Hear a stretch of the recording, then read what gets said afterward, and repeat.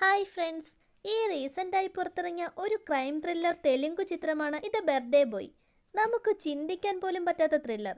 5 childhood friends higher സ്റ്റഡീസിനായി abroad എത്തും. ഇവർക്ക് സംഭവിക്കുന്ന ഒരബദ്ധത്തിൽ അതിലൊരാൾ കൊല്ലപ്പെടുന്നു. എന്നാൽ അതൊരു ആക്സിഡന്റൽ ഡെത്ത് അല്ലെന്നും വളരെ പ്ലാൻഡായി നടത്തിയ ഒരു മർഡർ ആയിരുന്നെന്നും നമുക്ക് മനസ്സിലാകുന്നിടത്താണ് ഈ മൂവിയുടെ കഥ തന്നെ മാറുന്നത്.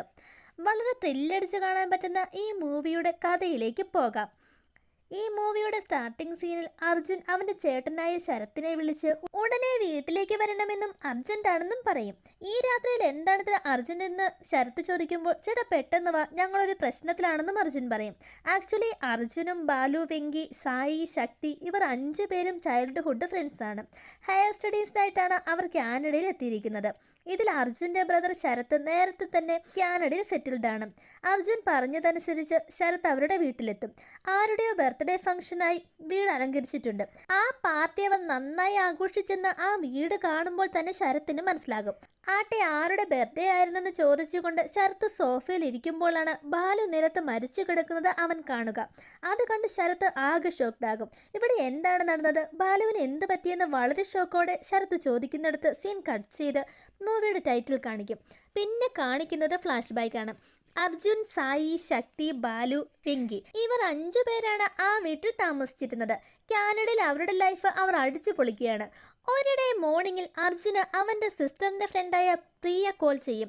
എനിക്കും കാനഡയിൽ വന്ന് പഠിക്കണമെന്നുണ്ട്, അതിനായി എത്ര ചിലവ് വരുമെന്നും അങ്ങോട്ട് വരാനായി എന്തൊക്കെ പ്രൊസീജിയേഴ്സാണ് ഉള്ളതെന്ന് എന്നൊക്കെ ചോദിക്കുന്നു. കാനഡയിൽ നിന്ന് ഹയർ സ്റ്റഡീസ് ചെയ്യുന്നത് നല്ലതാണെന്നും അതിനായി വേണ്ട കാര്യങ്ങളൊക്കെയും അർജുൻ അവൾക്ക് പറഞ്ഞു കൊടുക്കുന്നുണ്ട്. അടുത്ത ദിവസം ബാലുവിൻ്റെ ബർത്ത്ഡേ ആണ്. അവൻ്റെ ബർത്ത്ഡേക്ക് നമുക്ക് അടിച്ചു പൊളിക്കണമെന്നും അവർ പറയും. നിങ്ങൾ കണ്ടിട്ടില്ലാത്ത രീതിയിൽ ഒരു ഫംഗ്ഷൻ ഞാൻ അറേഞ്ച് ചെയ്യുമെന്നും നിങ്ങളെ ഞെട്ടിക്കുമെന്നും വെങ്കി പറയും. അവിടെ സീൻ കട്ട് ചെയ്ത് ബാലുവിൻ്റെ ബർത്ത്ഡേയുടെ അന്ന് നൈറ്റ് കാണിക്കും. വെങ്കി പറഞ്ഞതുപോലെ എല്ലാവരെയും ഞെട്ടിച്ചുകൊണ്ട് അവർ ആ വീടൊക്കെ അലങ്കരിച്ചിട്ടുണ്ടാകും. കുറച്ച് ലോക്കൽ ഗേൾസിനെയും വിളിച്ചു വരുത്തി എല്ലാവരും ചേർന്ന് കുടിച്ച് ആർമാദിച്ച് ആ പാർട്ടി എൻജോയ് ചെയ്യും. ആ പെൺകുട്ടികൾ പോയതിനു ശേഷം ബാലുവിന് ഗിഫ്റ്റായി അവർ നൽകുന്നത് ഒരു സ്പെഷ്യൽ മദ്യമാണ്. ആ വോട്ടിൽ അവന് കൊടുക്കുന്നതിന് മുൻപായി അതിൽ വെങ്കി യൂറിൻ മിക്സ് ചെയ്യും. അതിനുശേഷമാണ് ആ ഗിഫ്റ്റ് ബാലുവിന് നൽകുക. തനിക്കും ആ ഡ്രിങ്ക്സ് വേണമെന്ന് പറഞ്ഞ് സായി പ്രശ്നമുണ്ടാക്കുമ്പോൾ അർജുൻ അവനെ വിളിച്ച് മാറ്റി നിർത്തി അതിൽ യൂറിൻ മിക്സ് ചെയ്തിട്ടുണ്ടെന്ന് പറയും. ഇതൊന്നും അറിയാതെ ബാലു ആ ഡ്രിങ്ക്സ് കുടിക്കുകയും ചെയ്യും. ബർത്ത്ഡേ കേക്ക് കട്ട് ചെയ്തതിനു ശേഷം ബർത്ത്ഡേ ബംസ് എന്ന രീതിയിൽ എല്ലാവരും കൂടി ബാലുവിനെ അടിക്കാൻ തുടങ്ങും. ഒരു തമാശ എന്ന രീതിയിലാണ് ഫ്രണ്ട്സ് ഇതൊക്കെ ബാലുവിനോട് ചെയ്യുന്നതെങ്കിലും കളി കാര്യമായി എന്ന പോലെ ബാലു അവരുടെ അറ്റാക്കിൽ നിന്ന് രക്ഷപ്പെടാൻ ട്രൈ ചെയ്യും. വീടിന് പുറത്തിറങ്ങി ഡോർ ക്ലോസ് ചെയ്യാൻ ശ്രമിക്കുമെങ്കിലും അവരെല്ലാവരും കൂടി അവനെ തൂക്കിയെടുത്തുകൊണ്ട് വന്ന് താഴേക്കിടും. ബാലു വീഴുന്നത് ഒരു ടേബിളിന് മുകളിലേക്കാണ്. ആ വീണ വീഴ്ചയിൽ തന്നെ ബാലു മരണപ്പെടുന്നു. സായി ചെക്ക് ചെയ്തതിനു ശേഷം അവൻ മരിച്ചെന്ന് പറയും. പെട്ടെന്ന് എല്ലാവരും ടെൻസ്ഡ് ആകും. ഇനി എന്ത് ചെയ്യുമെന്നോർത്ത് അവർ കൺഫ്യൂസ്ഡ് ആകും. ബാലുവിന്റെ അമ്മ അവന്റെ ഫോണിലേക്ക് വിളിച്ചുകൊണ്ടേയിരിക്കും. അവർക്കാണെങ്കിൽ എന്ത് ചെയ്യണമെന്നറിയാതെ ആകെ പേടിയോടെ നിൽക്കുമ്പോൾ പെട്ടെന്ന് ആരോ കോളിംഗ് ബെൽ അടിക്കുന്നു. പുറത്ത് ആരാണ് വന്നിരിക്കുന്നതെന്നറിയാൻ വെങ്കിയും ശക്തിയും വന്ന് ഡോർ ഓപ്പൺ ചെയ്യും. വന്നിരിക്കുന്നത് പോലീസാണ്.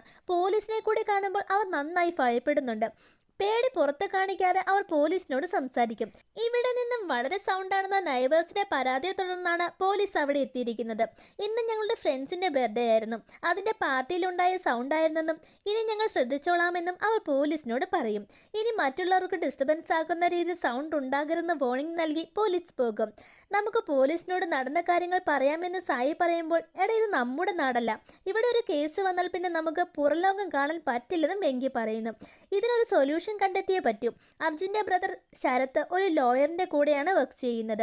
സോ ശരത്തിനെ വിളിച്ചാൽ ശരത്ത് നമ്മളെ ഹെൽപ്പ് ചെയ്യുമെന്നും അവർ അർജുനോട് പറയും. അർജുൻ തെല്ലൊന്നും മടിച്ചുകൊണ്ടാണ് ശരത്തിനെ വിളിക്കുന്നത്. ഇങ്ങനെയാണ് മൂവിയുടെ സ്റ്റാർട്ടിങ്ങിൽ കാണിച്ചതുപോലെ ശരത്ത് ആ വീട്ടിലേക്ക് എത്തുന്നതും ബാലു മരിച്ചു കിടക്കുന്നത് കാണുന്നതും. നിങ്ങൾ എന്താണ് അവനെ ചെയ്തതെന്ന് ശരത്ത് ചോദിക്കുമ്പോൾ നടന്നതെല്ലാം അവർ എക്സ്പ്ലെയിൻ ചെയ്യും. ഇതൊരു ആക്സിഡന്റൽ ഡെത്ത് ആണെന്നും എങ്ങനെയെങ്കിലും ഞങ്ങളെ ഹെൽപ്പ് ചെയ്യണമെന്നും കരഞ്ഞുകൊണ്ട് അവർ ശരത്തിനോട് പറയുന്നു. ഞാൻ എന്ത് ചെയ്യാനാണ്, ഇത് നമ്മുടെ നാടല്ല, ഇവിടുത്തെ റൂൾസ് വളരെ സ്ട്രിക്റ്റ് ആണ്, ഒരു രീതിയിലും ഇതിൽ നിന്നും രക്ഷപ്പെടാൻ നമുക്ക് കഴിയില്ല. സോ പോലീസിനോട് തന്നെ എല്ലാം പറഞ്ഞ് സറണ്ടർ ആകുന്നതാണ് നല്ലതെന്ന് ശരത്ത് പറയും. ഈ കാര്യം പുറം ലോകം അറിഞ്ഞാൽ ഞങ്ങളുടെ ഫ്യൂച്ചർ തന്നെ പോകും. ദയവായി ഞങ്ങളെ ഹെൽപ്പ് ചെയ്യണമെന്ന് വളരെ ഇമോഷണലായി അവർ പറഞ്ഞുകൊണ്ടേയിരിക്കും. ഇതിനിടയിൽ ബാലുവിൻ്റെ അമ്മ അവൻ്റെ ഫോണിലേക്ക് വിളിച്ചുകൊണ്ടിരിക്കുന്നുണ്ട്. നിങ്ങൾ ഈ കാര്യം ആരോടെങ്കിലും പറഞ്ഞോ എന്ന് ശരത്ത് ചോദിക്കും. ആരോടും പറഞ്ഞിട്ടില്ല. പ്രവീൺ അറിഞ്ഞോ എന്ന് ശരത്ത് ചോദിക്കും. ആ വീട് റെന്റിന് എടുത്തിരിക്കുന്നത് പ്രവീണിൻ്റെ പേരിലാണ്. പ്രവീൺ നൈറ്റ് ഡ്യൂട്ടി ആയതിനാൽ അവൻ അവിടെ ഉണ്ടായിരുന്നില്ല. സോ ഈ കാര്യങ്ങളൊന്നും അവൻ അറിഞ്ഞിട്ടില്ല. നമ്മൾ ഈ കാര്യം പുറത്ത് പറയാത്തിടത്തോളം കാലം ആരും ഈ കാര്യം അറിയില്ല. അതിനായി ഇനി എന്ത് ചെയ്യാൻ പറ്റുമെന്ന് നന്നായി ചിന്തിക്കണമെന്ന് ശരത്ത് പറയും. ബാലു ഫോൺ എടുക്കാത്തതിനാൽ ബാലുവിൻ്റെ അമ്മ ശക്തിക്ക് കോൾ ചെയ്യും. ഫോൺ കട്ട് ചെയ്യാൻ ശരത്ത് പറയുന്നു. ഈ ബോഡി നമ്മൾ ആരും അറിയാതെ ഡിസ്പോസ് ചെയ്താലും അവനെ കാണാത്തതിനാൽ അവൻ്റെ പേരൻസ് പരാതി കൊടുക്കും. ആ അന്വേഷണം നമ്മളിലാകും അവസാനിക്കുക. ബാലു ഇവിടെ നിന്ന് മറ്റൊരു നാട്ടിലേക്ക് പോയെന്ന് പറയാമെന്ന് സായി പറയും. ഈ നുണ എത്ര നാൾ നമുക്ക് മെയിൻറ്റെയിൻ ചെയ്യാൻ കഴിയും? അത് തന്നെയല്ല, എപ്പോഴും ബാലു അവൻ്റെ പേരൻസിന് കോൾ ചെയ്യാറുണ്ട്. സോ അവരോട് പറയാതെ അവൻ എങ്ങോട്ടും പോകില്ലെന്ന് അവൻ്റെ പേരൻസിന് നന്നായി അറിയാം. സോ ആ ഐഡിയ വർക്കൗട്ട് ആകില്ലെന്നും ശരത്ത് പറയുന്നു. വീണ്ടും ബാലുവിൻ്റെ അമ്മ ശക്തിക്ക് കോൾ ചെയ്യും. എപ്പോഴും കോൾ കട്ട് ചെയ്താൽ അവർക്ക് ഡൗട്ട് തോന്നും. നടന്ന കാര്യങ്ങളെല്ലാം നമുക്ക് അവരോട് തുറന്നു പറഞ്ഞ് കൺവിൻസ് ചെയ്യാൻ ട്രൈ ചെയ്യാമെന്ന് ശരത്ത് പറയും. ഒരു കയ്യബദ്ധത്തിൽ സംഭവിച്ചതാണ്. ഇത് പുറം ലോകം പറഞ്ഞാൽ ഞങ്ങളുടെ ഫ്യൂച്ചർ തന്നെ പോകും. കരുണ തോന്നണമെന്ന് പറഞ്ഞ് അവരുടെ കാല് പിടിച്ച് കൺവിൻസ് ആക്കാനും ശരത്ത് പറയുന്നു. ഇതെങ്ങനെ അവൻ്റെ പേരൻസിനോട് പറയുമെന്നോർത്ത് അവർ ഇമോഷണലാകും. വീണ്ടും ബാലുവിൻ്റെ അമ്മ കോൾ ചെയ്യുമ്പോൾ ശക്തി കോൾ അറ്റൻഡ് ചെയ്യും. നിങ്ങൾ എന്താണ് കോൾ അറ്റൻഡ് ചെയ്യാത്തത്? ബാലു എവിടെ? എനിക്ക് അവനോട് ബർത്ത്ഡേ വിഷസ് പറയണം. കോൾ കൊടുക്കാനും അമ്മ പറയും. അമ്മ ഇവിടെ പാർട്ടി നടക്കുകയാണ്, അവൻ ഫ്രണ്ട്സിനൊപ്പമാണെന്നും തിരിച്ചു വിളിക്കാൻ അവനോട് പറയാമെന്നും പറഞ്ഞ് ശക്തി കോൾ കട്ട് ചെയ്യാൻ ട്രൈ ചെയ്യുമ്പോൾ നീ ഫോൺ അവന് കൊടുക്കുക, എനിക്ക് അവനോട് സംസാരിക്കണമെന്നും അമ്മ പറയും.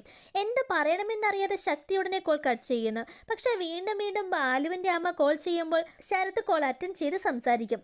എനിക്കൊരു കാര്യം പറയാനുണ്ടെന്ന് പറഞ്ഞ് നടന്ന കാര്യങ്ങളൊക്കെ ശരത്ത് അവരോട് പറയുന്നു. ബാലു മരിച്ചെന്ന് കേൾക്കുമ്പോൾ തന്നെ അമ്മ കോൾ കട്ട് ചെയ്യും. പിന്നെ വിളിക്കുന്നത് ബാലുവിൻ്റെ അച്ഛനാണ്. വളരെ ദേഷ്യത്തിൽ നിങ്ങളെന്താ ഞങ്ങളെ പറ്റിക്കുകയാണോ? മര്യാദയ്ക്ക് അവൻ്റെ കയ്യിൽ ഫോൺ കൊടുക്കാൻ പറഞ്ഞുകൊണ്ട് അയാൾ ദേഷ്യപ്പെടുന്നു. അങ്കിൾ, ഞങ്ങൾ പറഞ്ഞത് സത്യമാണ്. ആക്സിഡൻറ്റിൽ സംഭവിച്ചതാണിത്. ഞങ്ങളെ രക്ഷിക്കണമെന്നും അവർ പറയും. ഞാൻ എന്താണ് ചെയ്യാൻ പോകുന്നതെന്ന് നിങ്ങൾ കണ്ടോ എന്ന് പറഞ്ഞ് അയാൾ കോൾ കട്ട് ചെയ്യുന്നു. ബാലുവിൻ്റെ അച്ഛന് നല്ല പിടിപാടുള്ള ആളാണ്. അയാൾ ഉറപ്പായും പോലീസിൽ പോകുമെന്ന് അവർക്ക് ഉറപ്പായിരുന്നു. കുറച്ചു നേരത്തിന് ശേഷം ശക്തിയുടെ അച്ഛൻ അവന് കോൾ ചെയ്ത് നീയൊക്കെ അവിടെ എന്താണ് ചെയ്യുന്നത്? ബാലുവിന് എന്ത് പറ്റിയെന്നും ചോദിക്കും. ബാലുവിൻ്റെ അച്ഛൻ വെങ്കിയുടെ വീട്ടിൽ ചെന്ന് പ്രശ്നമുണ്ടാക്കിയെന്നും വെങ്കിയുടെ അച്ഛനാണ് ഈ കാര്യം എന്നോട് പറഞ്ഞതെന്നും ശക്തിയുടെ ഫാദർ പറയുന്നു. നടന്ന കാര്യങ്ങൾ പറഞ്ഞ് ശക്തി കോൾ കട്ടാക്കും. വെങ്കിയുടെ വീട്ടിൽ നിന്നും വെങ്കിക്കും കോൾ വരും. ഈ സെയിം കാര്യമാണ് അവരും ചോദിക്കുന്നത്. ഈ 5 പേരുടെയും വീട്ടിൽ നടന്ന കാര്യങ്ങളൊക്കെ അറിഞ്ഞിരുന്നു. വെങ്കിയുടെ വീട്ടിൽ വന്ന് ബാലുവിൻ്റെ അച്ഛൻ ഈ കാര്യം ഞാൻ പോലീസിനെ അറിയിക്കുമെന്നൊക്കെ പറഞ്ഞ് ഭീഷണിപ്പെടുത്തിയാണ് അവിടെ നിന്നും പോയത്. ഈ സമയം പ്രവീൺ ശരത്തിനെ കോൾ ചെയ്ത് എന്താണ് അവിടെ സംഭവിച്ചതെന്ന് ചോദിക്കും. വെങ്കിയുടെ അച്ഛനായിരുന്നു ഈ കാര്യം പ്രവീണിനോട് പറഞ്ഞത്. നമുക്ക് പോലീസിനെ അറിയിക്കാമെന്ന് പ്രവീൺ പറയുമ്പോൾ വേണ്ടെന്നും നീ പെട്ടെന്ന് ഇങ്ങോട്ട് വരാനും ശരത്ത് പറയും. നൈറ്റ് ഡ്യൂട്ടി ആയതിനാൽ മോർണിംഗിലെ വരാൻ കഴിയുമെന്ന് പ്രവീൺ അറിയിക്കും. ശരത്ത് അവരുടെ അടുത്ത് ചെന്ന് നിങ്ങൾ ഇപ്പോൾ തന്നെ എല്ലാവരും അവരവരുടെ വീട്ടിലേക്ക് കോൾ ചെയ്ത് അവരെ ആരും കൺവിൻസ് ചെയ്യണം. അതിനുശേഷം അവരെ കൊണ്ട് ബാലുവിൻ്റെ പേരൻസിനോട് ഹെൽപ്പ് ചോദിപ്പിക്കണമെന്നും പറയും. ഒരേ ഗ്രാമത്തിൽ അടുത്തടുത്താണ് ഇവരെല്ലാവരും താമസിക്കുന്നത്. സോ ഫാമിലികൾ തമ്മിലും നല്ല ബന്ധത്തിലാണ്. നമ്മുടെ ഈ പ്ലാൻ വർക്കൗട്ട് ആയാൽ ബാലുവിൻ്റെ പേരൻസിൻ്റെ സഹായത്തോടെ ഈ സിറ്റുവേഷനിൽ നിന്നും നമുക്ക് രക്ഷപ്പെടാൻ കഴിയുമെന്നും ശരത്ത് പറയും. ശരത്ത് പറഞ്ഞതനുസരിച്ച് അവരെല്ലാവരും അവരവരുടെ പേരൻസിനെ കൺവിൻസ് ചെയ്യാൻ ശ്രമിക്കുന്നു. അങ്ങനെ അന്ന് നൈറ്റ് കടന്നു പോകും. നെക്സ്റ്റ് ഡേ മോർണിംഗ് ശരത്തിൻ്റെ അച്ഛൻ കോൾ ചെയ്ത് ഒരു തരത്തിൽ ഞങ്ങൾ ബാലുവിൻ്റെ പേരൻസിനെ പറഞ്ഞ് കൺവിൻസ് ചെയ്തിട്ടുണ്ടെന്ന് പറയും. ഇനി നിങ്ങൾക്ക് അവിടെ എന്താണോ ചെയ്യേണ്ടത് അത് ചെയ്യാനും അച്ഛൻ പറയും. അങ്ങനെ ബാലുവിൻ്റെ അച്ഛനും അമ്മയും കൺവിൻസ്ഡ് ആയി. ഇനി ആരും അറിയാതെ ബാലുവിൻ്റെ ബോഡി ഡിസ്പോസ് ചെയ്യണം. അതിനുള്ളൊരു പ്ലാനിനെ കുറിച്ച് അവർ ആലോചിക്കുമ്പോഴാണ് വീണ്ടും ആരോ കോളിംഗ് ബെൽ അടിക്കുന്നത്. നല്ല പേടിയോടെ ശരത്ത് ഡോർ ഓപ്പൺ ചെയ്യുമ്പോൾ വന്നിരിക്കുന്നത് പ്രവീണാണ്. നീയൊക്കെ എന്താണ് ചെയ്തു വെച്ചിരിക്കുന്നത് എന്നൊക്കെ ചോദിച്ച് പ്രവീൺ ആകെ കലിപ്പിലാകും. ഞാൻ ഇപ്പോൾ തന്നെ പോലീസിനെ വിളിച്ചറിയിക്കുമെന്നും എന്തെങ്കിലും കേസായാൽ ഞാനാകെ മാതിപ്പെടുകയെന്നും പ്രവീൺ പറയും. കാരണം ഇത് എൻ്റെ പേരിൽ റെന്റിനെടുത്തിരിക്കുന്ന വീടാണെന്നും പ്രവീൺ പറയുന്നു. നീ ഒന്ന് ക്ഷമിക്കുക, ബാലുവിൻ്റെ വീട്ടിൽ അറിയിച്ചിട്ടുണ്ട്. അവരാരും കേസുമായി പോകില്ല. സോ ഇനി ബോഡി ആരും അറിയാതെ മറവ് ചെയ്താൽ പിന്നെ നമുക്കൊരു പ്രശ്നവും വരില്ലെന്നും ശരത്ത് പറയും. പ്രവീൺ ശരത്തിനെ വിളിച്ച് മാറ്റി നിർത്തി നമുക്കിത് പോലീസിനെ അറിയിക്കാം. നമ്മുടെ നാട് പോലെയല്ല ഇത്. എന്തെങ്കിലും പ്രശ്നമായാൽ നമ്മൾ എല്ലാവരും അകത്താകുമെന്നും പറയും. എടാ, ഈ പ്രശ്നത്തിൽ എൻ്റെ അനിയൻ അർജുനുമുണ്ട്. എനിക്ക് അവനെ രക്ഷിക്കണം. സോ നീ ഞങ്ങൾക്കൊപ്പം നിൽക്കണമെന്നും ശരത്ത് പറയും. ശരത്തിൻ്റെ അച്ഛനും പ്രവീണിനെ കോൾ ചെയ്ത് നീ അവനെ ഹെൽപ്പ് ചെയ്യണമെന്ന് പ്രവീണിനോട് പറയുന്നു. ആരോരുമില്ലാത്ത പ്രവീണിനെ സ്വന്തം വീട്ടിൽ നിർത്തി വളർത്തിയതും പഠിപ്പിച്ചതും ശരത്തിൻ്റെ അച്ഛനാണ്. അതുകൊണ്ട് അവരെ ഹെൽപ്പ് ചെയ്യാതിരിക്കാൻ പ്രവീണിന് കഴിഞ്ഞില്ല. ഇനി എന്ത് ചെയ്യാൻ പറ്റുമെന്ന് അവർ ഒന്നിച്ചിരുന്ന് ചിന്തിക്കും. ചിന്തിക്കും. നീയൊക്കെ എന്ത് ചെയ്താലും ഈ കേസിൽ എൻ്റെ പേര് വരരുതെന്നും പ്രവീൺ പറയുന്നുണ്ട്. എവിടെയെങ്കിലും ദൂരെ കൊണ്ടുപോയി ബോഡി ഉപേക്ഷിക്കാമെന്ന് അവർ പറയുമ്പോൾ അതൊന്നും ശരിയാകില്ല. ഉറപ്പായും പോലീസ് ബോഡി കണ്ടെത്തും. പിന്നെ എന്താടാ ചെയ്യുകയെന്ന് പ്രവീൺ ശരത്തിനോട് ചോദിക്കുമ്പോൾ എൻ്റെ മനസ്സിൽ ഒരു ഐഡിയ ഉണ്ട്, ബട്ട് അത് വർക്കൗട്ട് ആകുമോ എന്ന് അറിയില്ലെന്ന് പറഞ്ഞുകൊണ്ട് ശരത്ത് അവൻ്റെ പ്ലാൻ പറയും. ഈ വീടിന് ചുറ്റും മതിൽ കെട്ടിയിട്ടുണ്ട്. പകൽ സമയത്താണെങ്കിൽ നെയ്ബേഴ്സ് ആരും തന്നെ ഉണ്ടാകില്ല. ആ സമയം നോക്കി ഈ പറമ്പിൽ തന്നെ ആ ബോഡി കുഴിച്ചിടാമെന്ന് അവൻ പറയും. ഈ സ്ഥലം മറ്റാരെങ്കിലും മേടിച്ചാൽ ഉറപ്പായും ഈ ബോഡി കണ്ടെത്തുമെന്ന് പ്രവീൺ പറയുമ്പോൾ ഈ വീടും സ്ഥലവും ഇവർ തന്നെ മേടിക്കട്ടെ എന്നും ശരത്ത് പറയും. അവർ 5 പേരും ശരത്തിൻ്റെ ഈ ഐഡിയയോട് യോജിക്കും. കാരണം അവർക്ക് മുൻപിൽ മറ്റൊരു മാർഗവുമില്ല. പകൽ സമയത്ത് തന്നെ ഡെഡ് ബോഡി കുഴിച്ചിടണം. കാരണം നൈറ്റ് ടൈമിൽ എല്ലാവരും അവരവരുടെ വീടുകളിലുണ്ടാകും. ഇവിടെ നിന്നും എന്തെങ്കിലും ശബ്ദം കേട്ടാൽ അവർ കംപ്ലൈൻറ്റ് ചെയ്യും, നമ്മൾ പിടിക്കപ്പെടും. സോ പെട്ടെന്ന് തന്നെ പറമ്പിൽ കുഴിയെടുക്കാനുള്ള കാര്യങ്ങൾ ചെയ്യാനും ശരത് പറയും. ഈ സമയം ബാലുവിൻ്റെ അച്ഛൻ ശരത്തിനെ വിളിച്ച് അവസാനമായി ബാലുവിനെ ഞങ്ങൾക്ക് കാണണമെന്നും ഞങ്ങൾ കാനഡയ്ക്ക് വരികയാണെന്നും പറയുന്നു. ബാലുവിൻ്റെ പേരൻസ് ഇങ്ങോട്ട് വരുന്നുണ്ടെന്നും അവനെ ഇങ്ങനെ അവർ കാണണ്ട, അവൻ്റെ ബോഡി ക്ലീൻ ചെയ്ത് കിടത്താനും ശരത്ത് പറയും. ബാലുവിൻ്റെ ബോഡി ക്ലീൻ ചെയ്ത് നിലത്ത് കിടത്തുന്നു. വെൻകി കാരണമാണ് ഈ പ്രശ്നങ്ങൾ ഉണ്ടായതെന്നും അവനാണ് ഈ പാർട്ടി നടത്താൻ മുൻകൈ എടുത്തതും എന്നൊക്കെ പറഞ്ഞ് സായി വെൻകിയെ കുറ്റപ്പെടുത്താൻ തുടങ്ങും. വെൻകിയും ഒട്ടും വിട്ടുകൊടുക്കാതെ അവനോട് തർക്കിക്കും. ഇതിനിടയിൽ ശക്തിയും ചേരുമ്പോൾ നമുക്ക് ഒരുമിച്ച് തന്നെ ഈ പ്രശ്നം സോൾവ് ചെയ്യാൻ നോക്കാതെ ഈ സമയത്ത് അങ്ങോട്ടും ഇങ്ങോട്ടും ഓരോന്നും പറഞ്ഞ് പ്രശ്നം വലുതാക്കുകയാണോ ചെയ്യുന്നത് എന്നൊക്കെ ചോദിച്ച് അർജുൻ അവരുടെ ഇടയ്ക്ക് കയറും. പ്രവീൺ എന്തൊക്കെയോ ചിന്തിച്ചു കൂട്ടുന്നുണ്ട്. കുറെ നേരം ഇരുന്ന് ചിന്തിച്ചതിന് ശേഷം എനിക്ക് നിന്നോട് കുറച്ച് സംശയങ്ങൾ പറയാനുണ്ടെന്ന് പ്രവീൺ പറയും. നമ്മൾ എല്ലാവരും തമാശയ്ക്ക് ബർത്ത്ഡേ പംസ് ചെയ്യാറുണ്ട്, പക്ഷെ അതിൽ ആരെങ്കിലും മരിച്ചതായി നീ കേട്ടിട്ടുണ്ടോ? ബാലുവിന്റെ ശരീരത്തിൽ ഒരു മുറിവോ ചതവോ ഒന്നുമില്ല, ഒരു തുള്ളി ബ്ലഡ് പോലും വന്നിട്ടില്ല. സ്കിൻ കളർ ലൈറ്റ് പിങ്ക് കളറിലാണുള്ളത്. ചിലപ്പോൾ ആരോ പ്ലാൻ ചെയ്ത് ബാലുവിനെ കൊന്നതാക്കാൻ ചാൻസ് ഉണ്ടെന്നും പ്രവീൺ പറയുന്നു. അവരങ്ങനെ ചെയ്യുമോ? എടാ നീ ഒന്ന് ആലോചിച്ച് നോക്ക്. ബാലുവിൻ്റെ ബോഡി കണ്ടിട്ട് എനിക്ക് അങ്ങനെ തന്നെയാണ് തോന്നുന്നത്. ഇത് ശരിക്കും ആക്സിഡൻ്റൽ ഡെത്ത് ആണോ മെർഡർ ആണോ എന്ന് നമുക്ക് തന്നെ സീക്രട്ട് ഇൻവെസ്റ്റിഗേഷൻ നടത്തണമെന്നും ബാലുവിൻ്റെ പേരൻസ് വരുന്നതിന് മുൻപ് തന്നെ കണ്ടെത്തണമെന്നും പ്രവീൺ പറയും. പ്രവീണും ശരത്തും അവരെ ഓരോരുത്തരെയായി വിളിപ്പിച്ച് അന്ന് നടന്ന കാര്യങ്ങൾ ഡീറ്റെയിൽഡായി ചോദിച്ചറിയും. അവരെല്ലാവരും തിക് ഫ്രണ്ട്സ് ആയിരുന്നെന്നും ആർക്കും തമ്മിൽ ഒരു ചെറിയ പ്രശ്നം പോലും ഉണ്ടായിരുന്നില്ലെന്നുമാണ് അവർ പറയുന്നത്. ഒരു ക്ലൂ പോലും കിട്ടാതെ പ്രവീണും ശരത്തും ആകെ വലയും. അവരോട് ചോദിച്ചറിഞ്ഞത് വെച്ച് അവർ 5 പേരും ചെറുപ്പം മുതലേ ഫ്രണ്ട്സാണ്. ആർക്കും ഒരു കാര്യത്തിലും വഴക്കോ വിരോധമോ ഉണ്ടായിട്ടില്ലെന്നും ശരത്തിനും പ്രവീണിനും മനസ്സിലാകും.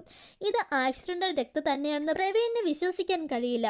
ബാലു ഒരു ആസ്മ ആൻഡ് അലർജിക് പേഷ്യൻ്റ് ആയിരുന്നു. സോ അതിനായി യൂസ് ചെയ്യുന്ന മരുന്നിൻ്റെ റിയാക്ഷൻ ആയിരിക്കാൻ ചാൻസ് ഉണ്ടെന്നും ബർത്ത്ഡേ ഫംഗ്ഷൻ നടക്കുന്നതിനിടയിൽ ചിലപ്പോൾ അവന് ബ്രീത്തിങ് പ്രോബ്ലം ഉണ്ടായി കാണും.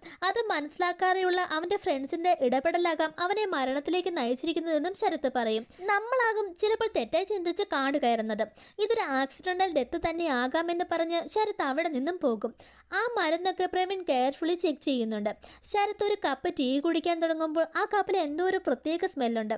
ഇതവൻ പ്രവീണിനോട് പറയുമ്പോൾ എന്തോ ഒന്ന് മനസ്സിലായതുപോലെ ആൽമണ്ട് എന്ന് പറഞ്ഞുകൊണ്ട് ആ വീട്ടിലെ വേസ്റ്റ് ബാസ്ക്കറ്റ് എല്ലാം പ്രവീൺ സെർച്ച് ചെയ്യാൻ തുടങ്ങും. ബാത്റൂമിനുള്ളിലെ വേസ്റ്റ് ബാസ്ക്കറ്റിൽ നിന്നും പ്രവീണിന് ഒരു പോയിസന്റെ ബോട്ടിൽ കിട്ടും. ഇതവൻ ശരത്തിനെ കാണിക്കും. നീ കാണിച്ച ബാലുവിൻ്റെ മെഡിസിനെല്ലാം എക്സ്പയറി ആയതാണ്, സോ അതവൻ ഇപ്പോൾ യൂസ് ചെയ്യുന്നതല്ല. ബാലുവിൻ്റെ ബോഡിയിൽ ഈ പോയിസൻ്റെ സ്മെല്ലുണ്ടായിരുന്നു. ഇതുവരെ നമ്മൾ ഇതൊരു ആക്സിഡൻ്റൽ ഡെത്ത് ആണെന്ന് തന്നെയാണ് ഓർത്തിരുന്നത്, പക്ഷെ ഇതൊരു കൊലപാതകമാണെന്ന് ഉറപ്പാണ്. ഇനി ആരിത് എന്തിനു ചെയ്തു എന്ന് കണ്ടെത്തണമെന്നും പ്രവീൺ പറയും. ഈ പോയിസൺ അത്ര ഈസിയായി ലഭിക്കുന്നതല്ല, ഏതെങ്കിലും ഇല്ലീഗൽ വെബ്സൈറ്റ് വഴി ഓർഡർ ചെയ്തതാകും. സോ അവരുടെ ബാങ്ക് സ്റ്റേറ്റ്മെൻറ്റ് ചെക്ക് ചെയ്താൽ നമുക്ക് കില്ലറെ കണ്ടെത്താമെന്നും പ്രവീൺ പറയും. അങ്ങനെ അവർ പല കാരണങ്ങളും പറഞ്ഞ് ആ 4 പേരുടെയും ഫോൺ മേടിച്ച ബാങ്ക് സ്റ്റേറ്റ്മെൻറ്റ് പരിശോധിക്കും. അവരുടെ ബാങ്ക് സ്റ്റേറ്റ്മെൻറ്റ് ചെക്ക് ചെയ്തിട്ടും അവരാരും ഇത് ഓർഡർ ചെയ്തതായി കണ്ടെത്താൻ കഴിയില്ല. ചിലപ്പോൾ ക്യാഷ് കൊടുത്ത് മേടിച്ചതാകാമെന്നും അവർ ചിന്തിക്കും. പോയിസൺ എന്തിലാകും കലർത്തി കൊടുത്തിരിക്കുന്നതെന്ന് ചിന്തിക്കുമ്പോഴാണ് ആ ബർത്ത്ഡേ ഫംഗ്ഷന് ബാലുവിന് ഗിഫ്റ്റായി അവർ നൽകിയ ആ സ്പെഷ്യൽ മദ്യത്തെക്കുറിച്ച് പ്രവീൺ ഓർക്കുന്നത്. സോ പ്രവീൺ ഉടനെ ആ മദ്യത്തിന്റെ ബോട്ടിൽ എടുത്തു നോക്കുമ്പോൾ അതിലെന്തോ കലർത്തിയിട്ടുണ്ടെന്ന് അവർക്ക് മനസ്സിലാകും. സായിയോട് ചോദിച്ചാൽ നമുക്ക് തെളിവ് കിട്ടുമെന്ന് പറഞ്ഞ് പ്രവീൺ സായിയുമായി ശരത്തിനടുത്തേക്ക് വരുന്നു. ഈ മദ്യത്തിന്റെ ബോട്ടിലുമായി അർജുൻ ബാത്റൂമിലേക്ക് പോകുന്നത് ഞാൻ കണ്ടിരുന്നെന്ന് സായി അവരോട് പറയും. ഇത് ശരത്തിന് ഷോക്കിംഗ് ആയിരിക്കും. എന്തെങ്കിലും പ്രോബ്ലം ഉണ്ടോ എന്ന് സായി ചോദിക്കുമ്പോൾ ഒന്നുമില്ലെന്ന് പറഞ്ഞ് അവർ അവനെ പറഞ്ഞു വിടും. അവർ അർജുനെ റൂമിലേക്ക് വിളിപ്പിക്കും. റൂമിലേക്ക് വന്ന അർജുനെ നീ എന്തിനാണിത് ചെയ്തതെന്ന് ചോദിച്ച് ശരത്ത് നന്നായി അടിക്കുന്നുണ്ട്. എല്ലാത്തിനും നീ തന്നെയാണ് കാരണമെന്ന് ശരത്തിനെ ചൂണ്ടി അർജുൻ പറയും. നീ കാനഡയിൽ വന്ന് സെറ്റിലായിട്ട് എത്ര വർഷമായി? നീ ഇവിടെ വന്നതിന് ശേഷം എന്തെങ്കിലും നാട്ടിലുള്ള ഞങ്ങളെ പറ്റി അന്വേഷിച്ചിട്ടുണ്ടോ? നീ നിന്റെ ലൈഫ് മാത്രം നോക്കി ഞങ്ങളെ അവോയ്ഡ് ചെയ്തു. നീ നമ്മുടെ അച്ഛനെയോ അമ്മയോ ഒന്ന് വിളിച്ചിട്ടുണ്ടോ? അവരുടെ കാര്യങ്ങൾ അന്വേഷിച്ചിട്ടുണ്ടോ എന്നും ചോദിക്കും. അന്നൊരു നമ്മുടെ സിസ്റ്ററിന്റെ ബർത്ത്ഡേയുടെ അന്ന് നിന്റെ ഒരു വിഷസിനായി അവൾ പ്രതീക്ഷയോടെ വെയിറ്റ് ചെയ്തിരുന്നു. പക്ഷെ നീ വിളിച്ചില്ലെന്ന് പറഞ്ഞുകൊണ്ട് ഫ്ലാഷ് ബാക്ക് കാണിക്കും. ശരത്തിനും അർജുനും ഒരു സിസ്റ്ററുണ്ട്, ശ്വേത. അവളുടെ ബർത്ത്ഡേ ഫംഗ്ഷൻ നന്നായി സെലിബ്രേറ്റ് ചെയ്യുന്നു. ശ്വേത ശരത്തിനെ കോൾ ചെയ്യുമെങ്കിലും ശരത്ത് കോൾ അറ്റൻഡ് ചെയ്യില്ല. പക്ഷെ മറ്റൊരാൾ ശ്വേതയ്ക്ക് കോൾ ചെയ്ത് നീ പുറത്തേക്ക് വരുന്നോ അതോ ഞാൻ അങ്ങോട്ട് വരണോ എന്ന് ചോദിക്കും. ഇത് കേട്ട് പേടിയോടെ ശ്വേത പുറത്തേക്ക് ഇറങ്ങുമ്പോൾ എന്ത് പറ്റിയെന്ന് അർജുൻ ചോദിക്കും. പുറത്തെൻ്റെ ഒരു ഫ്രണ്ട് വന്നിട്ടുണ്ട്, അവളെ കണ്ടിട്ട് വരാമെന്ന് പറഞ്ഞ് ശ്വേത പുറത്തേക്ക് പോകുന്നു. സമയം അർദ്ധരാത്രിയായിട്ടും ശ്വേത തിരിച്ചു വന്നില്ല. അവളെ അർജുൻ അവിടെ മുഴുവൻ തിരയാൻ തുടങ്ങും. ശ്വേതയെ തിരഞ്ഞുമടുത്ത് തിരിച്ച് അർജുനും അച്ഛനും കൂടി തിരിച്ച് വീട്ടിൽ വരുമ്പോൾ വീട് നിറയെ പോലീസും ജനങ്ങളുമാണ്. പോലീസ് അർജുനെയും അച്ഛനെയും കൂട്ടി തൊട്ടടുത്തുള്ള ഹോസ്പിറ്റലിലേക്ക് കൊണ്ടുചെന്ന് ശ്വേതയുടെ ബോഡി കാണിച്ചു കൊടുക്കും. റോഡ് സൈഡിൽ ആക്സിഡന്റ് പറ്റി മരിച്ചു കൊടുക്കുന്ന ശ്വേതയെ ആളുകൾ ചേർന്ന് ഹോസ്പിറ്റലിൽ എത്തിച്ചതാണ്. ശ്വേത മരിച്ചതറിഞ്ഞ ശരത്തും കാനഡയിൽ നിന്ന് വീട്ടിലെത്തിയിരുന്നു. അതിനുശേഷം തിരിച്ചു പോകുകയും ചെയ്തു. കുറച്ച് നാളുകൾക്ക് ശേഷം അർജുനും ഫ്രണ്ട്സും കാനഡയിലെത്തും. മൂവിയുടെ ആദ്യം കാണിച്ചതുപോലെ ശ്വേതയുടെ ഫ്രണ്ട് പ്രിയ അർജുന് കോൾ ചെയ്ത് കാനഡയിലേക്ക് ഹയർ സ്റ്റഡീസിനായി വരുന്ന കാര്യങ്ങളെക്കുറിച്ച് ചോദിക്കുന്നു. ഇതിനിടയിൽ ബാലു നിങ്ങൾക്കൊപ്പമാണോ സ്റ്റേ ചെയ്യുന്നതെന്നും പ്രിയ ചോദിക്കും. അതിനുശേഷം ഒരു കാര്യം പ്രിയ അർജുനോട് പറയുന്നു. ഈ ബാലുവും അർജുൻ്റെ സിസ്റ്ററും തമ്മിൽ ഇഷ്ടത്തിലായിരുന്നു. ആദ്യമൊക്കെ നല്ല രീതിയിൽ പോയിരുന്ന അവരുടെ റിലേഷൻഷിപ്പിൽ പിന്നീട് പ്രശ്നങ്ങൾ വരാൻ തുടങ്ങും. ബാലു പിന്നീട് അങ്ങോട്ട് കുറച്ച് റൂഡായിട്ടായിരുന്നു ശ്വേതയോട് ബിഹേവ് ചെയ്തിരുന്നത്. പല കാര്യങ്ങൾ ചെയ്യുന്നതിലും അവൾക്ക് റെസ്ട്രിക്ഷൻസ് ഉണ്ടായിരുന്നു. അതുമല്ലാതെ ഈ ബാലുവിന് മറ്റു പെൺകുട്ടികളുമായി റിലേഷൻ ഉണ്ടായിരുന്നു. ഈ കാര്യങ്ങൾ അറിഞ്ഞ് ശ്വേത ബാലുവിനെ പൂർണ്ണമായി അവോയ്ഡ് ചെയ്യും. പക്ഷെ അവളുമായുള്ള റിലേഷൻ അവസാനിപ്പിക്കാൻ ബാലു തയ്യാറായിരുന്നില്ല. ശ്വേതയുടെ ബർത്ത്ഡേയുടെ അന്ന് ബാലുവാണ് ശ്വേതയെ വിളിച്ച് പുറത്തിറങ്ങി വരാൻ പറഞ്ഞതെന്നും പ്രിയ പറയും. ബാലു പുറത്തു വന്നിട്ടുണ്ടെന്നും പുറത്തിറങ്ങി വരാൻ പറഞ്ഞ് ഭീഷണിപ്പെടുത്തിയെന്നും ഞാൻ അവൻ്റെ അടുത്തേക്ക് പോകുകയാണെന്നും പറഞ്ഞ് ശ്വേത എനിക്ക് മെസ്സേജ് ചെയ്തിരുന്നെന്നും പ്രിയ പറയും. അതിനുശേഷമാണ് ശ്വേതയുടെ മരണം. ഉറപ്പായും ബാലു അവളെ എന്തോ ചെയ്തിട്ടുണ്ടെന്ന് അർജുന് മനസ്സിലാകും. സ്വന്തം സിസ്റ്ററിനെ കൊന്നിട്ടാണ് ഒന്നും അറിയാത്തതുപോലെ അവൻ തങ്ങളുടെ കൂടെ ഇരിക്കുന്നതെന്ന് മനസ്സിലാകുമ്പോൾ അർജുന് ബാലുവിനോട് ഒരു പകയുണ്ടാകും. അർജുനുടനെ അവന്റെ അച്ഛനെ കോൾ ചെയ്ത് അച്ഛൻ ശ്വേതയുടെ കേസിൽ ഒരു കാർ ഡ്രൈവറിനെ അറസ്റ്റ് ചെയ്തിരുന്നല്ലോ, അയാളുടെ പേരെന്താണെന്ന് ചോദിക്കും. വീരരാജു എന്നൊരാളാണ് ശ്വേതയുടെ കേസിൽ ഇപ്പോൾ ജയിലിലുള്ളത്. ഇത് മനസ്സിലാക്കി മറ്റൊരു നമ്പറിൽ നിന്ന് അർജുൻ ഞാൻ വീരരാജു ആണ്, എനിക്ക് പണം വേണമെന്നും ഇല്ലെങ്കിൽ നിന്റെ പേര് പറയുമെന്നും പറഞ്ഞ് ബാലുവിന് ഒരു മെസ്സേജ് അയക്കും. ഈ മെസ്സേജ് കണ്ട് ബാലു വളരെ ടെൻസ്ഡായി വീടിന് പുറത്തിറങ്ങി ആ നമ്പറിലേക്ക് കോൾ ചെയ്തുകൊണ്ടേയിരിക്കും. ഇതൊക്കെ നേരിൽ കാണുന്ന അർജുന് ബാലു തന്നെയാണ് തന്റെ സിസ്റ്ററിനെ കൊലപ്പെടുത്തിയതെന്ന് കൺഫേം ആകും. എന്നിട്ട് അവൻ പണം അയച്ചോ എന്ന് പ്രവീണും ശരത്തും ചോദിക്കുമ്പോൾ കൃത്യമായ ഒരു മറുപടി അർജുൻ പറയില്ല. ഞാൻ തന്നെയാണ് ബാലുവിനെ കൊന്നതെന്ന് പറഞ്ഞ് അർജുൻ റൂമിൽ നിന്നും പുറത്തേക്ക് പോകും. രണ്ടുപേരും ചെയ്തത് തെറ്റാണ്, ഇതിന് എന്ത് സൊല്യൂഷനാണുള്ളതെന്ന് പറഞ്ഞ് ശരത്തും ഇമോഷണലാകും. ശരത്ത് ശ്വേതയെക്കുറിച്ച് ഓർക്കുന്നത് ഫ്ലാഷ് ബാക്കിൽ കാണിക്കും. അവർ തമ്മിൽ നല്ല സ്നേഹത്തിലായിരുന്നു. ശരത്ത് അവന്റെ സിസ്റ്റർ ശ്വേതയെ അത്രയ്ക്കും സ്നേഹിച്ചിരുന്നു. അവിടെ സെൻ കട്ട് ചെയ്ത് ബാലുവിനെ അവസാനമായി കാണാൻ അവന്റെ പേരൻസ് അവിടെ എത്തും. അവന്റെ ബോഡി കണ്ട് ബാലുവിന്റെ അമ്മ അലറിക്കരയും. ആ അമ്മയുടെ കരച്ചിൽ ആർക്കും സഹിക്കാൻ കഴിയില്ല. എന്റെ മകനെ കൊന്നില്ലേ എന്ന് ചോദിച്ച് ബാലുവിന്റെ അച്ഛൻ അവരെ നന്നായി അടിക്കും. ശരത്ത് അവരെ സമാധാനിപ്പിച്ച് ഒരു റൂമിലാക്കും. ബാലുവിന്റെ അച്ഛൻ പ്രവീണിനെയും ശരത്തിനെയും റൂമിലേക്ക് വിളിച്ചു വരുത്തി എനിക്ക് കുറച്ച് കാര്യങ്ങൾ നിങ്ങളോട് പറയാനുണ്ടെന്ന് പറയുന്നു. ബാലുവും ശ്വേതയും തമ്മിൽ ഇഷ്ടത്തിലായിരുന്നു. അവളുടെ ബർത്ത്ഡേയുടെ അന്ന് നൈറ്റ് ബാലുവിന്റെ നിർബന്ധപ്രകാരമാണ് ശ്വേത അവന്റെ ഒപ്പം കാറിൽ കയറിയത്. കാറിൽ പോകുന്ന വഴിയും അവർ തമ്മിൽ നല്ല വാക്കുതർക്കത്തിലായിരുന്നു. ബാലുവുമായി ബ്രേക്കപ്പ് ചെയ്യുമെന്ന ഉറച്ച തീരുമാനത്തിലായിരുന്നു അവൾ. ഈ തർക്കത്തിനിടയിൽ ദേഷ്യം വരുന്ന ബാലു അവളെ ഓടുന്ന കാറിൽ നിന്നും പുറത്തേക്ക് തള്ളിയിടുന്നു. പെട്ടെന്നുള്ള ദേഷ്യത്തിൽ അവനുണ്ടായ ഒരു കയ്യബദ്ധമായിരുന്നു അത്. വീണയുടനെ അവൾ മരിച്ചിരുന്നില്ല. അപ്പോൾ തന്നെ ഹോസ്പിറ്റലിൽ എത്തിച്ചിരുന്നെങ്കിൽ ഒരുപക്ഷെ അവൾ രക്ഷപ്പെട്ടേനെ. പക്ഷെ വളരെ ടെൻഷനിലായിരുന്ന അവൻ അവിടെ നിന്നും രക്ഷപ്പെട്ടു പോകും. ആ സംഭവത്തിന് ശേഷം ഒരുപാട് സമയത്തിന് ശേഷമാണ് ബാലു ഈ കാര്യം എന്നോട് പറയുന്നത്. അപ്പോഴേക്കും ശ്വേത മരിച്ചിരുന്നു. എനിക്കുള്ളത് ഒരേ ഒരു മകനാണ്. ഞാൻ അപ്പോൾ അവന്റെ ഫ്യൂച്ചർ മാത്രമാണ് നോക്കിയത്. സോ അവനെ രക്ഷിക്കാനായി എന്റെ പിടിപാട് വെച്ച് മറ്റൊരു ഡ്രൈവറിനെ ഈ കേസിൽ പ്രതിയാക്കി ജയിലിൽ അടച്ചു. ബാലുവിന്റെ അച്ഛന്റെ കുറ്റസമ്മതം പ്രവീണിനെയും ശരത്തിനെയും ഇമോഷണലാക്കുന്നു. ഞാൻ ആ ചെയ്ത പാവത്തിന്റെ ഫലമാകും എന്റെ മകൻ ഇങ്ങനെ വന്നതെന്ന് പറഞ്ഞ് ബാലുവിന്റെ അച്ഛൻ പൊട്ടിക്കരയുന്നു. ബാലുവിന്റെ അമ്മ അവന്റെ ബോഡി കണ്ട് അബോധാവസ്ഥയിൽ കിടക്കുകയാണ്. അവൾ ഉണരുന്നതിന് മുൻപ് തന്നെ നമുക്ക് അവന്റെ ബോഡി ഈ പറമ്പിൽ തന്നെ കുഴിച്ചിടാമെന്ന് മനസ്സ് തകർന്ന് ആ അച്ഛൻ പറയും. അങ്ങനെ ആ വീടിന്റെ പറമ്പിൽ തന്നെ ബാലുവിന്റെ ബോഡി അവർ കുഴിച്ചിടുന്നു. അതിനുശേഷം ബാലുവിന്റെ അച്ഛനും അമ്മയും അവിടെ നിന്നും തിരിച്ചു പോകും. ഈ വീടും സ്ഥലവും ഞങ്ങൾ തന്നെ മേടിച്ചോളാം, നിങ്ങൾക്ക് ഇതിന്റെ പേരിൽ ഒരു പ്രശ്നവും വരില്ലെന്ന് പറഞ്ഞുകൊണ്ടാണ് ബാലുവിന്റെ പേരൻസ് അവിടെ നിന്നും പോകുക. എയർപോർട്ടിൽ അവരെ ഡ്രോപ്പ് ചെയ്ത് തിരിച്ച് വീട്ടിലെത്തുന്ന ശരത്തിന്റെ പോക്കറ്റിൽ നിന്നും ആ പോയിസണിന്റെ ബോട്ടിൽ താഴേക്ക് വീഴും. പ്രവീൺ അത് കയ്യിലെടുത്ത് നോക്കുമ്പോൾ ആ ബോട്ടിൽ മറ്റെന്തിൻ്റെയോ ആണ്. അതിന്റെ പുറത്ത് പോയിസണിന്റെ പേര് ഫേക്കായി സ്റ്റിക്ക് ചെയ്തിരിക്കുകയാണെന്ന് പ്രവീണിന് മനസ്സിലാകും. പ്രവീൺ ഈ കാര്യം ശരത്തിനോടും പറയും. അപ്പോൾ മറ്റാരാണോ ബാലുവിനെ കൊന്നിരിക്കുന്നതെന്ന് പ്രവീൺ പറയും. അവിടെ സീൻ കട്ട് ചെയ്ത് ആക്ച്വലി എന്താണ് സംഭവിച്ചതെന്ന് കാണിക്കും. പ്രിയ ഈ കാര്യങ്ങളൊക്കെ അർജുനോട് പറയുമ്പോൾ തന്നെ അർജുൻ ഇത് ശരത്തിനോട് പറയുന്നുണ്ട്. നമ്മുടെ സിസ്റ്ററിനെ കൊന്ന അവനെ കൊല്ലണമെന്ന് തന്നെ അർജുൻ പറയും. പക്ഷെ ശരത്ത് അർജുനെ പിന്തിരിപ്പിക്കാൻ ശ്രമിക്കുമെങ്കിലും അർജുൻ ഒട്ടും സമ്മതിക്കില്ല. ഞാൻ നിന്നോട് ചോദിക്കുന്ന ഒരേ ഒരു കാര്യം ഇതാണ്, അവനെ കൊല്ലാൻ എനിക്ക് പോയിസൺ വേണം, അത് നീ സംഘടിപ്പിച്ച് തരണമെന്നും അർജുൻ പറയും. നമ്മുടെ ഫാമിലിക്ക് വേണ്ടി നീ ഇതെങ്കിലും ചെയ്യ് എന്നൊക്കെ ദേഷ്യത്തോടെ അർജുൻ പറയുമ്പോൾ ശരത്ത് അവൻ ചോദിച്ച ആ പോയിസൺ അവന് നൽകും. പക്ഷെ അത് ഫേക്ക് പോയിസൺ ആയിരുന്നു. ഇത് അർജുൻ അറിഞ്ഞിരുന്നില്ല. ആ ഫേക്ക് പോയിസണാണ് അർജുൻ ആ മദ്യത്തിൽ കലക്കി കൊടുത്തത്. ബർത്ത്ഡേ ബംസ് എന്ന പേരിൽ ഫ്രണ്ട്സ് ബാലുവിനെ അടിക്കുന്ന സമയത്ത് ബാലു പുറത്തേക്കോടി ഡോറ് ശക്തി അടിച്ചു പിടിക്കുന്നുണ്ട്. ഈ സമയത്ത് പുറത്തു നിന്നിരുന്ന ശരത്ത് ഒരു സിറിഞ്ച് ഉപയോഗിച്ച് പോയിസൺ ബാലുവിന്റെ ശരീരത്തിലേക്ക് ഇൻജെക്ട് ചെയ്തതിനു ശേഷം അവിടെ ഒളിച്ചു നിൽക്കും. ശരത്ത് പുറത്തുണ്ടെന്ന് പറയാൻ പോലും ഒരു അവസരം കൊടുക്കാതെ ഫ്രണ്ട്സ് ബാലുവിനെ എടുത്തുകൊണ്ടുവന്ന് ടേബിളിന് പുറത്തേക്കിടും. ആ പോയിസണിന്റെ എഫക്റ്റ് കാരണം അപ്പോൾ തന്നെ ബാലു മരിക്കുകയും ചെയ്യും. ഈ കാര്യങ്ങൾ എല്ലാവരിൽ നിന്ന് മറച്ചു വെച്ചാണ് ശരത് സീക്രട്ട് ഇൻവെസ്റ്റിഗേഷൻ ഒക്കെ നടത്തിയത്. അർജുന് ഒരു പ്രശ്നവും വരാതിരിക്കാനാണ് ബാലുവിനെ കൊല്ലാൻ ശരത് മുന്നിട്ടിറങ്ങുന്നത്. ഈ movie based on A true story എന്ന് കാണിച്ചാണ് ഈ മൂവി അവസാനിക്കുന്നത്.